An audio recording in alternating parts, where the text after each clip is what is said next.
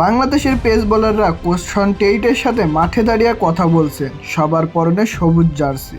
পেসারদের দিকে তাকিয়ে দেখুন, একসাথে পুরো পেস বোলিং ইউনিট আর তাদের নতুন কোচ। আচ্ছা, টেইটের এই ফেমটা কি আপনাদের কাউকে মনে করিয়ে দিচ্ছে? আচ্ছা, আমরা একটু ফ্ল্যাশব্যাকে যাই। অ্যালান ডোনাল্ডের সাথে পেসারদের ছবি ভেসে উঠছে। বাংলাদেশের সেই সফল সাবেক কোচ বলা যায় তাকে। তিনিই তো গড়ে তুলেছিলেন ইবাদত খালেদদের, তৈরি করেছিলেন এক দারুণ পেস বোলিং ইউনিট। আর এখন মনে হচ্ছে সেই পথে হাঁটছেন অস্ট্রেলিয়ান টেইট। মাঠের যেই দিকে তাকাবেন শুধু তাকেই দেখতে পাবেন। এই অনুশীলন সেশনের সবচেয়ে ব্যস্ত চরিত্র বোধহয় তিনিই। আর এই যে নাহিদ রানা, ও কিন্তু টেইটের বিশেষ নজরে আছে। যখনই প্রয়োজন হচ্ছে ছুটে যাচ্ছে কোচের কাছে। ওদের পরিচয়টা কিন্তু পাকিস্তান সুপার লিগে, সেখান থেকে এই সম্পর্কটা শুরু। টেইট ভালো করেই জানেন নাহিদ কতটা স্পেশাল। নিজেও তো জোরে বল করতেন, তাই হয়তো নাহিদের গতির প্রতি তার একটা আলাদা টান বা দুর্বলতা কাজ করছে।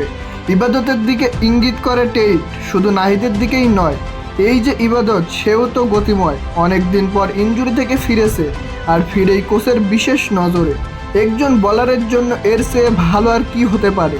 পুরো পেস ইউনিট একসাথে দাঁড়িয়ে হাসাহাসি করছে, যেন একটি সুখী পরিবার।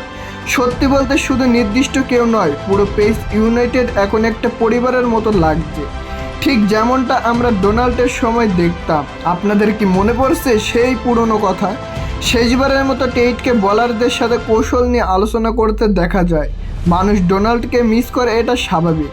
টেইটও নিশ্চিত চাইবে যতদিন থাকুক নিজের একটা ছাপ রেখে যেতে, মানুষের মন জয় করতে। আর সেটা কিভাবে সম্ভব? দৃঢ়তার সাথে একটাই উপায়, পারফরমেন্স।